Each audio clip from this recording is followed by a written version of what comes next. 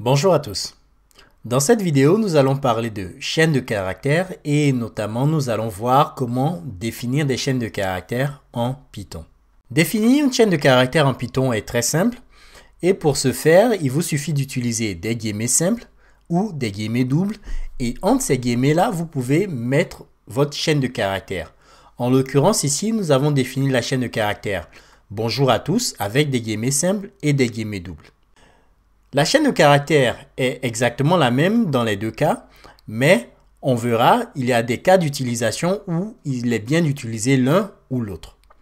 Comme vous pouvez le voir aussi, le A a un accent, donc vous pouvez aussi utiliser des accents dans votre chaîne de caractères, mais par contre, si vous travaillez avec des anglophones, il est très important de savoir que sur leur clavier, ils n'ont pas d'accent, donc du coup, il faudrait que vous définissiez vos chaînes de caractères de telle sorte à ce qu'ils puissent sans trop de problèmes, exécuter et comprendre votre code.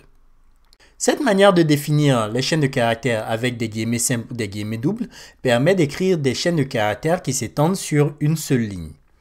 Si vous voulez écrire des chaînes de caractères qui s'étendent sur plusieurs lignes, dans ce cas-là, il vous faudra utiliser 3 guillemets simples ou 3 guillemets doubles et Python va retenir le formatage de votre texte et par exemple, si vous affichez le texte qu'on a ici à l'écran avec la fonction print, comme on l'a vu précédemment, ce texte-là sera écrit sur plusieurs lignes.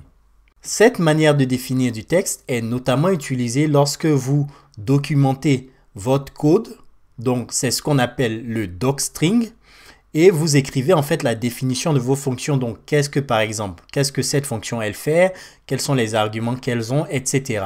Ou bien que vous voulez écrire en fait du texte qui est très long et dans ce cas, il est important d'utiliser cette manière de formater du texte. Donc voilà, ceci résume en fait cette vidéo et dans les prochaines vidéos, nous allons voir en fait comment utiliser le texte avec l'interpréteur Python directement.